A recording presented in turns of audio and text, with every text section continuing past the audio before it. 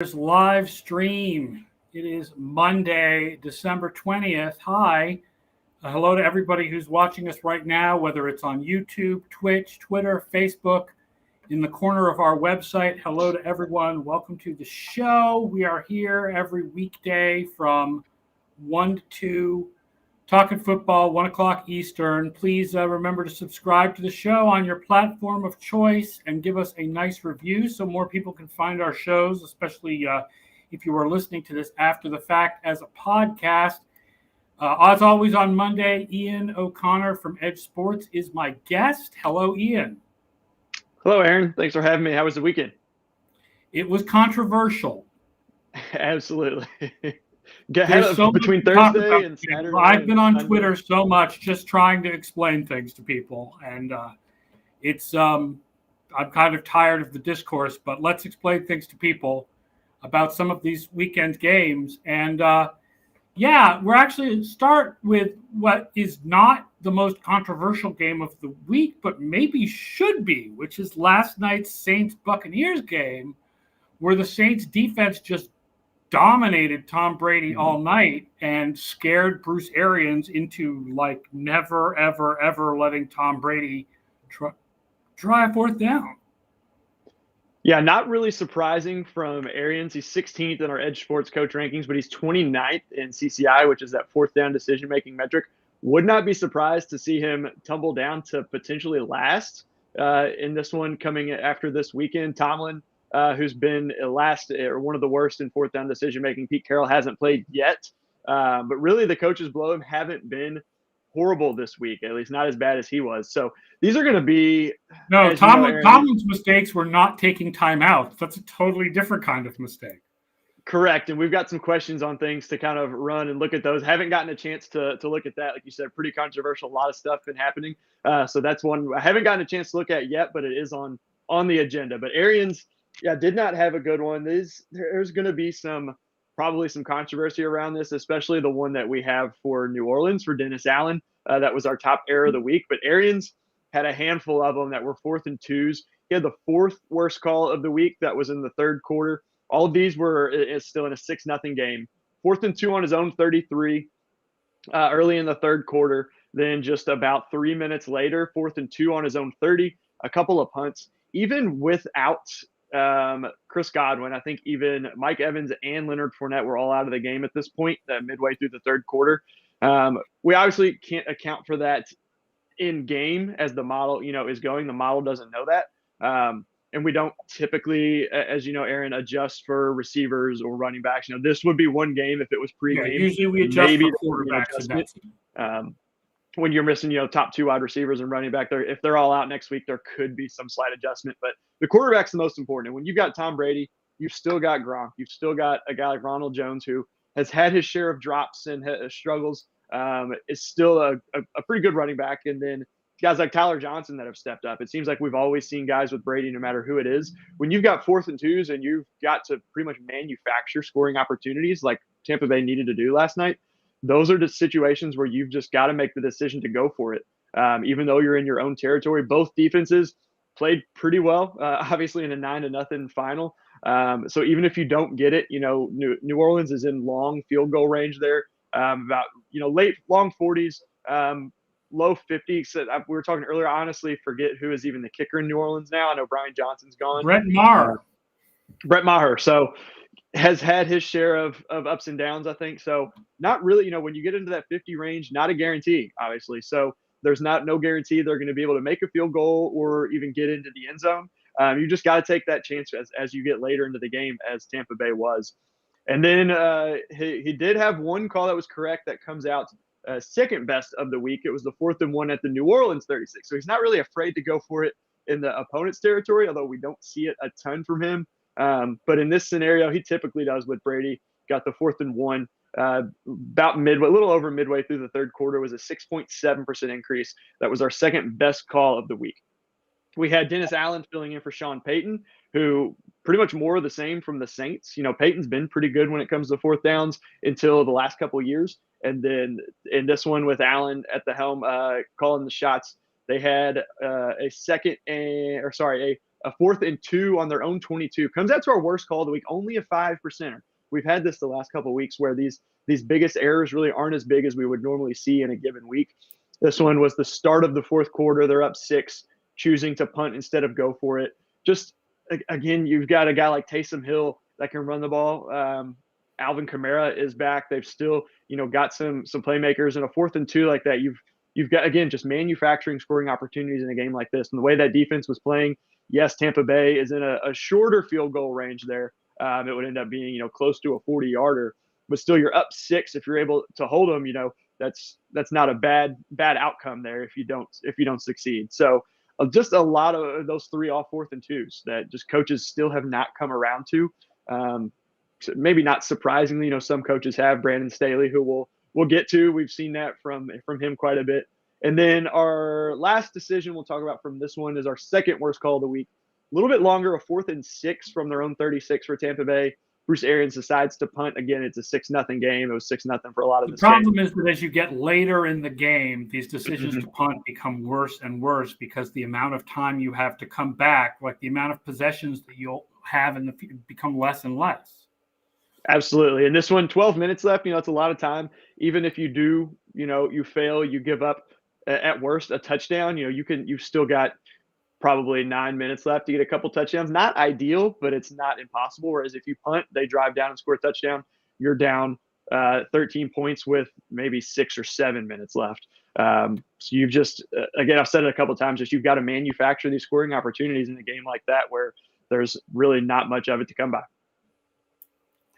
Yeah, I mean, it's not surprising. Arians has always been a really conservative coach when it comes to 4th down. So for him to be conservative in this game, and I understand his thinking because not only was he missing a lot of his players, but the Saints were just destroying the Buccaneers. Yep. With their defense, much worse than any model could suggest that they would be. And his feeling was that that would continue. And the problem is that if you punt, your offense may not have a very good chance to convert, but if you punt, you're just going to get the ball back later with less time left and still not a very good chance to convert. Like so what's the hope is that you hold the other team and then they punt it back to you and then you're back in the same situation that you were already in.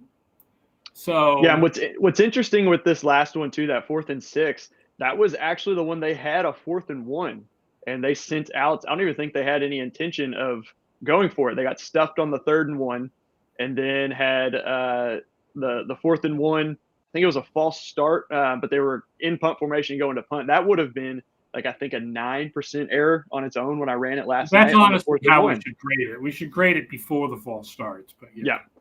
So yeah, that one just. Again, the 4th and 6 is still a bad one. Even after that, a lot of times you'll hear the broadcasters say, well, after the false start, now they have to punt. It's like, no, they don't. They really shouldn't have in that situation. So not, like you said, no surprise from Bruce Arians. I remember he had the one when he was in Arizona. I think it was when I was interning here about, 5 years ago, whatever it's been, where he went for it. They didn't get it. I think they lost the game. And, he backed it up in the post-game press conference. And the next game, the next day on the Monday press conference, he came out and was like, no, actually, I would take it back. I wouldn't go for it again. So when he does, he got hammered for it and kind of backtracked the next day. So not a surprise to see him go conservative. Speaking of plays that got screwed up by false starts, let's go back to Saturday night and the Patriots and the Colts. I've been talking about this one a lot on the social media. Bill Belichick's field goal trailing 20-7 that turned a 2-score game into a 2-score game would originally have been 4th and 2 on the Colts 2, but on 3rd and 2 there was a false start that made 3rd and 2 into 3rd and 7, and then that became 4th and 7. Yeah, I would imagine even Belichick would have gone for it on that 4th and 2, seeing some of his comments today coming out kind of explaining it. But, still they had a 4th and 7. You mentioned, they were down 13 points, deciding to kick the field goal. 4th and goal in the 7 was a 3.9% error. Comes out as our 3rd worst of the week. And we got a lot of criticism on EdjSports on Twitter on Saturday and even yesterday, talking about, people coming at us kind of, being smart asses saying, how many Super Bowls do your metrics have and this and that. It's like, yes, the mind of Bill Belichick, everything that he does, preparation, all that stuff. He's won that many Super Bowls. It has an impact on his team and his coaching maybe, but in a given moment and in this season, just because he has 6 Super Bowls doesn't mean that his fourth down decisions are going to be right and that we should always side with his judgment on a fourth down. It doesn't mean he's perfect at everything. Exactly. And no one's perfect there. Even, Brandon Staley, who's number 1 in our coach rankings, has made some errors this year.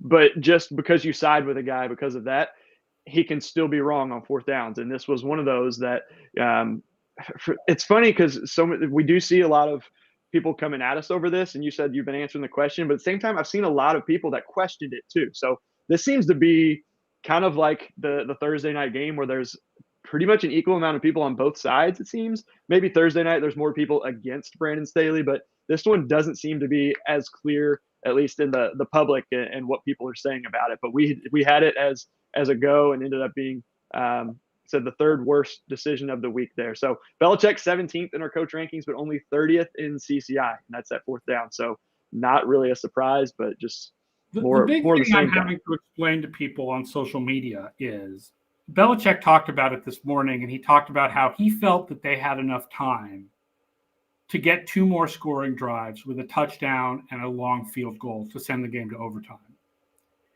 And here's the problem. Sending the game to overtime is not the same as winning it in regulation. The goal of a touchdown here is to then eventually score another touchdown and win the game in regulation. So the decision to kick the field goal, it's not enough for the decision to kick the field goal to be better than the decision to go for it. It has to be twice as good because it has to overwhelm the fact that overtime is a 50-50 proposition, right? So now, I mean, they had like a 97% chance of hitting the field goal, and we gave them only a 37% chance of converting the 4th and 7. So that sounds like it is twice. But you have to also consider the value of pinning the Colts deep on their own 7 for their next drive compared to kicking off to them after a field goal. That matters too. And that's why the win probability analysis ends up going for it as the better option, even though you have more than twice as good a chance of kicking the field goal as you do of scoring the touchdown. Yeah, especially you made a good point that I was going to bring up is pinning them, at their own 7, or saying earlier if they run a play where, based on the play design, they think they can have a guy open and hit him at the 2 or the 3, and he can kind of walk in or have a shot at the end zone if you pin them inside the 5 on a play like that. But also, and this is something, obviously, this is one of those things that we'll admit the models can't account for, is how the game is actually being played in real time. So the Colts offense was not really that good, and it was not very good in the second half. Carson Wentz, they got the field goal to start the half, but it came off of an interception by Mac Jones where the Colts got -3 yards on 3 plays and kicked the field goal. There was a missed field goal, a Carson Wentz interception. Like, they were not playing well. So it's like you said, to their advantage, where if you don't get it, they're still backed up deep in their own territory. And you've got a chance to have a Carson Wentz play where he just throws the ball to someone on the other team and you get a pick 6, or you're set up for a touchdown.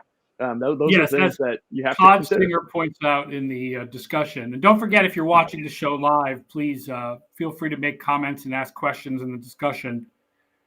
But yeah, you have a good chance of a Wentz mistake if you've pinned them deep. That gets you something good. Let's talk about Thursday because God, everybody was. Yeah, still are. Yeah, Thursday, another game between 2 guys that are really, I guess, analytically savvy, if you will. Andy Reid is 7th in our coach rankings, is always near the top, especially with that team he's got. Just always is a good decision for him to go for. He ended up having our best decision of the week. Also, obviously, going against Brandon Staley, number 1 in our coach rankings, has been aggressive all year in his first year as a head coach out in Los Angeles. Don't think that this outcome and the criticism is going to sway him from staying the same going forward. At least his comments have made it seem that way. And based on the way he's been all year, I don't think he's going to change, which is good. But that mentioned Andy Reid had the best call of the week. It was late in the third quarter. It was the 4th and 1 on the Chargers 2. Decides to go for it. Mahomes has just an awful throw into the ground to a wide open, I think it was Mecole Hardman out to the left, that would have been an easy touchdown. But the decision to go for it increased their win probability by 8.3%. Was the correct call. I don't think anyone's arguing with that call, even though it failed. But all of Staley's calls they want to argue with. Staley had multiple really good calls in this one. And we actually agreed with 4 out of the 5 fourth downs they went for. The only one we disagreed on was at the end of the half, but it was still very close. It was only 0.5% in favor of kicking the field goal versus going for it. And that's mostly due to the fact that the Chiefs get the ball after halftime. If Los Angeles would have been able to get the ball, we might have leaned, or it would have been more heavily towards the field goal. The biggest issue here is that if it's the end of the half, you do not get the benefit of pinning the other team deep if you fail. Right.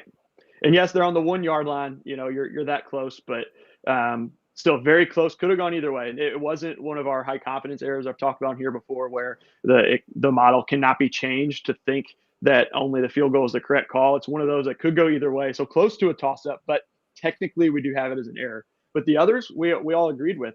He had the 5th best call of the week, which was the 4th and 1 on the 33. Chose to go for it. They ended up converting. I think they went on to get a touchdown here. So that's one where people look at, you take the field goal there. You don't get the touchdown that you ended up getting. It's either this one or one of the other ones. But one of those, they got a touchdown instead of a field goal. Then we've got the one that came out as our 3rd best call, which was early 4th quarter, 4th and 1 on the Kansas City 11. Decides to go for it. That's 6.6% increase. They converted this. Ended up being the Joshua Kelly fumble at the goal line, but they got the interception. Which a lot of people, by the way, a lot of people grouped that with 4th down failures. The Joshua Kelly fumble at the goal line was not a 4th down failure. Yeah, it was 2nd down, I think. 2nd or 3rd, which I don't know why they have their 3rd string running back in for that anyway. I saw a lot of people on Twitter who were blaming that fumble on analytics. And that seems a little weird to me.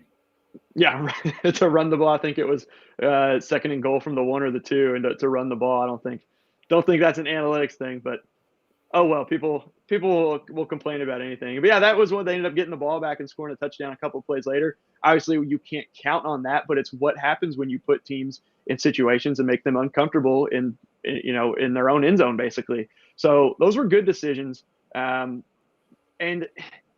it's interesting to see the way people are talking about this, where, if they get these 4th down calls, if they convert 3 of the 5, and they win, no one's really talking about it. But the other thing that kind of bothers me is where you have people saying if they take those field goals, one, they're not guaranteed. One was from the 33-yard line. It's a 51-yarder.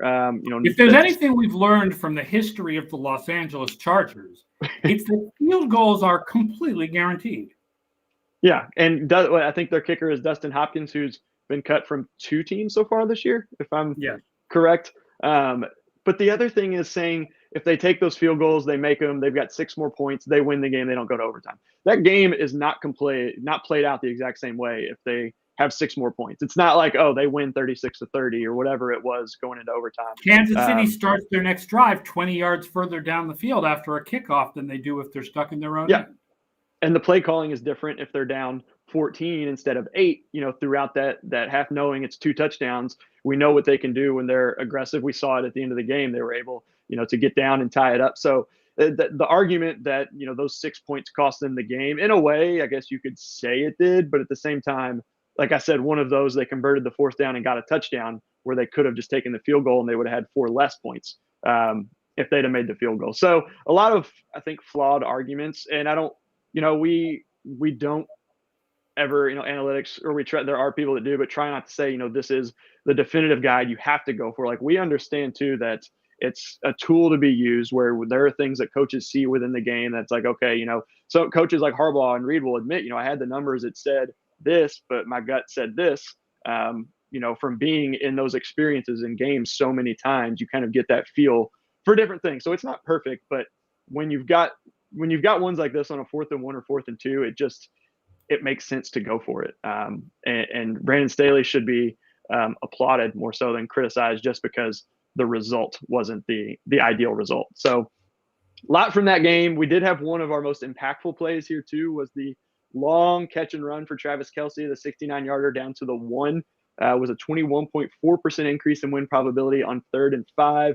I'm pretty sure that was the one that set up the touchdown, the 2-point conversion that tied it and sent that into overtime. So, I mean, only 2 field goals in this one, I think, both for the Chiefs, 1 punt for each team. It's a fun game to watch. You know, as a fan, that's what you want to see is teams going for it. But when it doesn't work, you get a lot of criticism, and I don't think it's ever. It might be a while for this one to go away, especially if the Chargers miss the playoffs by a game or whatever it is. This one is going to stick around for a while.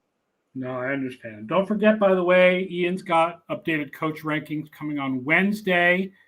I know it's weird the next couple of weeks with the holidays, but Wednesday is still a good time to watch stuff. So watch for the updated coach rankings video on Wednesday.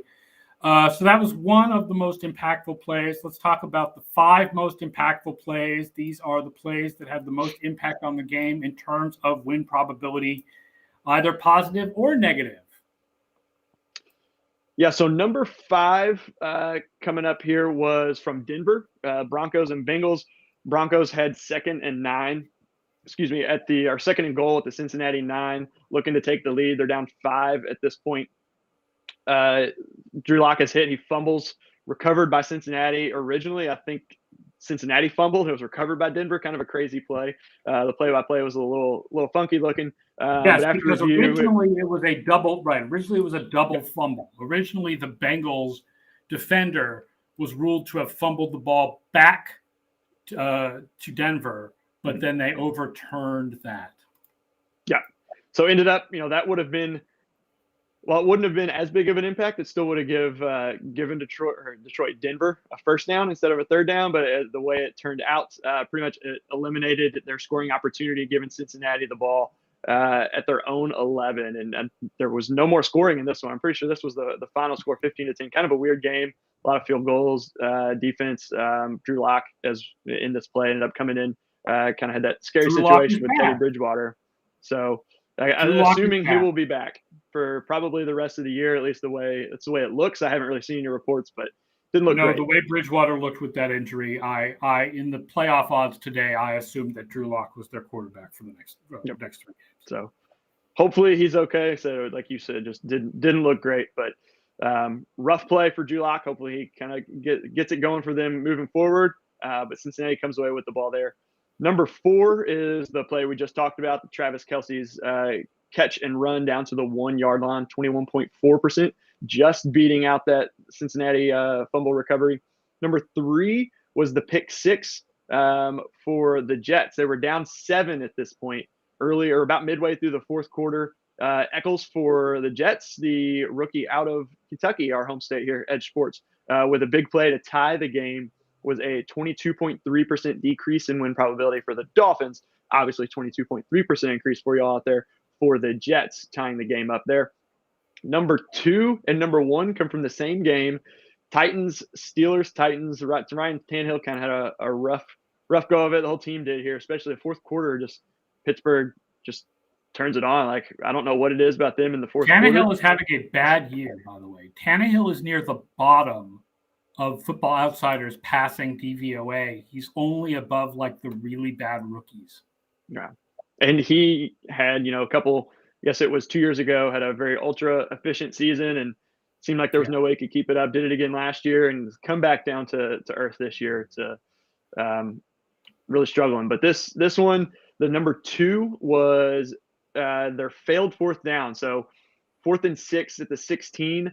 It looked like completed it. To me, pretty much everyone looked like short of the 10-yard line. They needed to get about a half yard past the 10. They spotted it very well. Really good spot. Yeah. And then when they measured the really good spot, it was still short. Yeah, and it looked like it almost could have gone either way. But yeah, with a good spot, can't imagine if that was ruled a first down that they wouldn't have reviewed that and overturned that because I didn't even think the ball got to the 10-yard line. But failing, obviously, this was at the very end of the game. There was only 27 seconds left with the Titans down 6, so that cost them the game, taking them from 27.4 down to 0. And then number 1 was Tannehill's pass being intercepted. It was 3rd and 3 at the Pittsburgh 42. Yeah, there's an error here, by the way. Intercepted by Joe Schobert. Dontrell Hilliard was actually the intended receiver on the play. Correct, yeah. Joe Schobert is the name of the defender who intercepted the pass. Yep, didn't catch that. Awesome. Yeah. So, Tennessee driving down to either get a go-ahead field goal, perhaps convert a first down here, get a touchdown, in a tie game. About 9.5 minutes left in the fourth quarter. But intercepted, obviously a huge blow to their chances. Tennessee was actually at 59.3% chance to win prior to this play. Drops them down 30% on the dot to 29.3. As we know, the Steelers went on to win this game with a couple more field goals. The one you love, Aaron, I know, a field goal to go from a 3-point game to a 6-point game. One score. I love the field goal that goes from 3 to 6. Yeah. The Steelers got away with it this time. Although, it was hard to argue with it because it was like 4th and 7 or something. Yeah. So, they got away with it, and this one, the most impactful play, courtesy of Joe Schobert, like you said. Yes. If only Joe Schobert had gone to the University of Hawaii, he would be Rainbow Schobert. All right. Don't forget a reminder to everybody to please subscribe to the live stream on your favorite app and on your podcast apps. If you're listening to us after the fact on the Football Outsiders Podcast Network, please don't forget to subscribe to all the Football Outsiders shows. All right, let's put up the graphic for the best coaching decisions, even though we've covered almost all of them already. Yeah, the best we've covered. Number five best decisions. Three of these come from the Chargers-Chiefs game, so those have been covered already. Yeah, number 5 was the Chargers. The 4th and 1 at the 33 was a 4.1% increase. Number 4 comes from Dolphins-Jets. This was when the Dolphins were down 17-7 before they scored 17 straight to go up 24-17. This was kind of the start of that 4th and 1 at the Jets 39 instead of passing on a very long field goal, 57-yarder there, or instead of attempting a 57-yarder or even punting like we see some coaches do in this situation because they don't want to go for it, chooses to go for it. And Duke Johnson, who comes out of nowhere to have a huge game in this one, I think over 100 rushing yards, a couple touchdowns, picks up 6. Going for it, though, increased their pre-snap win probability by 4.6%. And then the conversion took them up about 4% more, up to 53, making them the slight favorites in that situation, even though they're down 10. And that's something we've questioned. Someone kind of a side note has pointed out, like how can you have a team? These are wrong. The team is favored and they're losing. It just because they're losing better doesn't team. mean they're favorite. They were pretty high. They're a better team the rest of the way. They're better team. Absolutely. Big pregame favorites there. So that was a big one, and they went on to score a touchdown. Again, started that comeback for them to get the win. Number 3, again, is from Chargers-Chiefs, 4th and 1 at the Kansas City 11. It's a 6.6% increase in pre-snap win probability for the Chargers. They did pick up that first down there.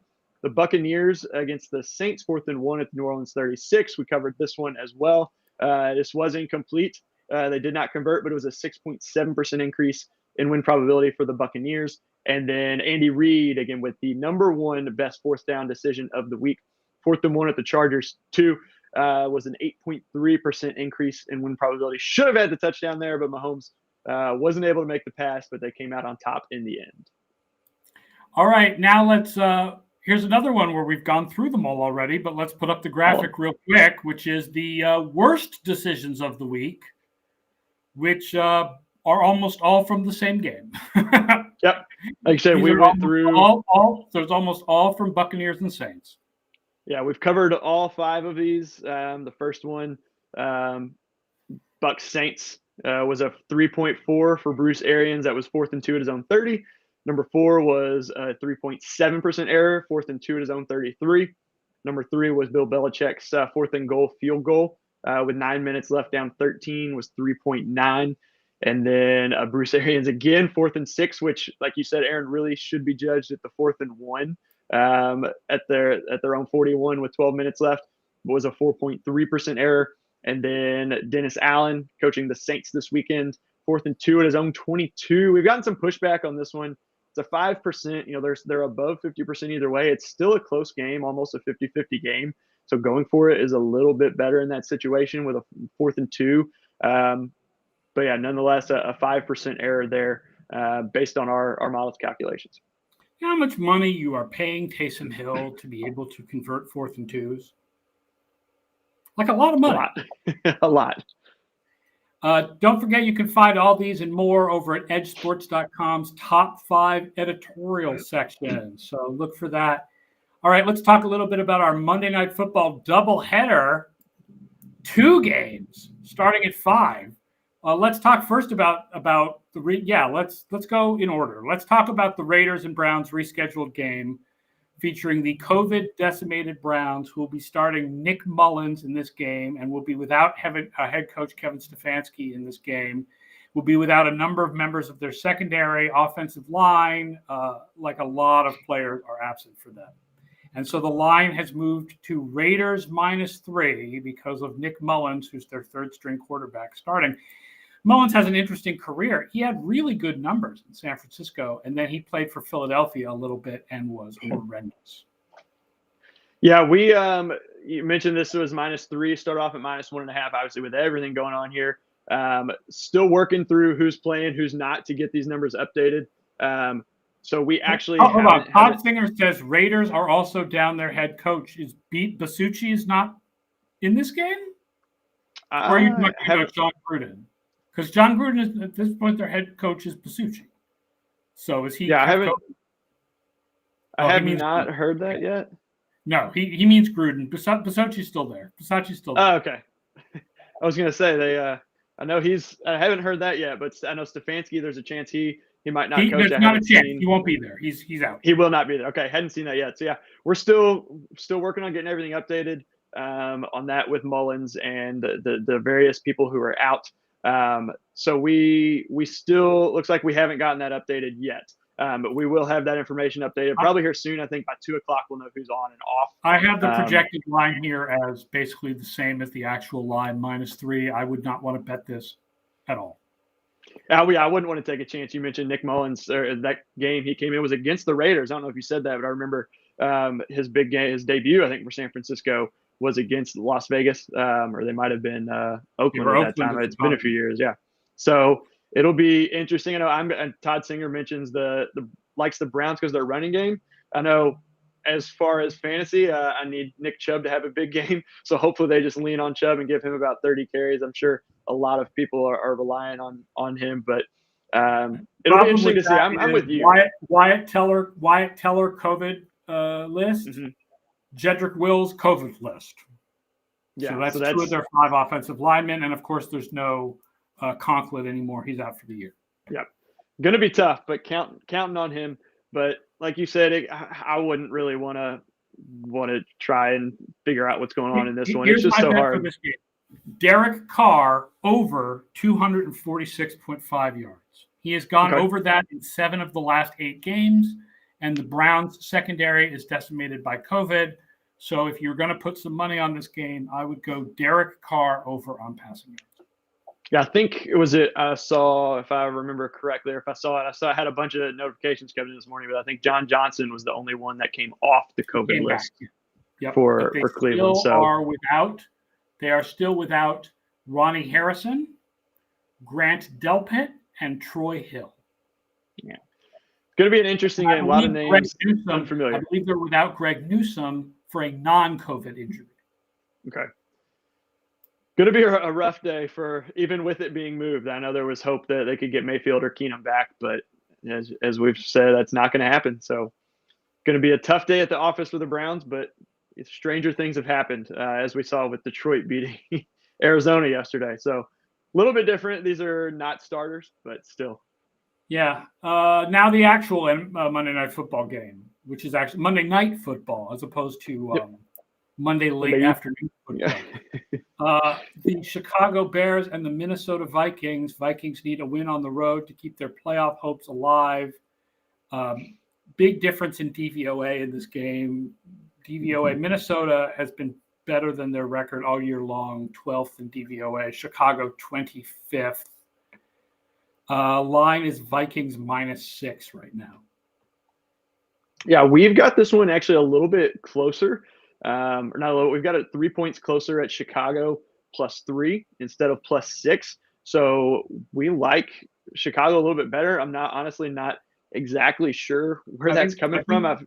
This is where we disagree in part because of home field advantage and how much we're counting home field advantage. Because I would go with Vikings by a little bit, like Vikings -7. Yeah, I think you're right. We would be closer if Minnesota was the home team, based on what we gave, or just without that in there. I think it would be closer to 5 or 6 as well. But the way it is now with the 6-point spread, we've got Chicago about 58% chance to cover. So not really overwhelming, but a decent shot. I've gotten burned on this a couple times this year, kind of looking at it. Miami and Baltimore was one where I said, "There's no way Miami covers this," and they absolutely crushed them. So we'll see. But I would side with you. The reason I would shy away from putting any money on the Vikings is they've played so many close games this year. It's like, you really trust them to cover a spread of any kind? I mean, they did against Pittsburgh. Right. Even that came down to the last minute. So, I think this is another one I would stay away from betting. Yeah. We might have, other than the home field advantage, you might have the playing Minnesota advantage, where every game comes down to 3 points. That might be what our 3-point spread is in this one. But looking at the total, it's sitting in the market at 45.5.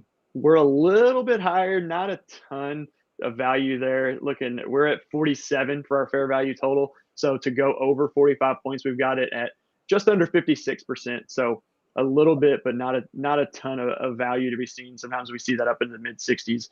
Looking at the public value just with the VIG. What's that? You would lose that 56% value just with the VIG. Oh yeah. Yeah. So we're again 1.5 points off. There's really not a ton of difference. Looking at the public betting, it's pretty much split. 52% of the money right now is on Minnesota, but 68% of the money is on Minnesota. So seems like some of those bigger bets, sharps, are a little bit heavier on Minnesota. Kind of, you and I both agreed, aside from the edge model, I think it would be closer to Minnesota, being about 6 or 7, to betting them and seeing them as a stronger favorite, aside from the Minnesota effect with being close games. But yeah, most of the public kind of retail is pretty split, but the money, a lot more, almost 2/3 are on Minnesota. So pretty strong there on the home team. Once again, the NFL's insistence on feeding us as much Chicago Bears in prime time as humanly possible continues, with more Chicago Bears in prime time just all the time. Yeah, I think they must have scheduled it thinking Justin Fields was going to end up being a lot better than what he has been. Honestly, it's because Chicago is the number 3 media market in the country. That makes sense. That does it for our show. Thank you all for joining us today. Thank you, Ian, as always, for joining me on a Monday. A reminder to subscribe, footballoutsiders.com. Limited time offer, 99 cents a week for FO+. Go to footballoutsiders.com/subscribe. Get all of our advanced stats, splits, fantasy research data, picks against the spread, and more. Subscribe to this show on your favorite app, and make sure you're here every day at 1 o'clock. Tomorrow, Scott Spratt will be here with Derek Klassen to talk fantasy playoffs. And I will be back on Wednesday at 1 o'clock with Mike Tanier and I believe JP Acosta and possibly Tom Gower. And we'll take lots and lots of questions from readers. So everybody enjoy your Monday Night Football doubleheader, and come back tomorrow at 1 o'clock, and I will see you at Wednesday. Bye-bye.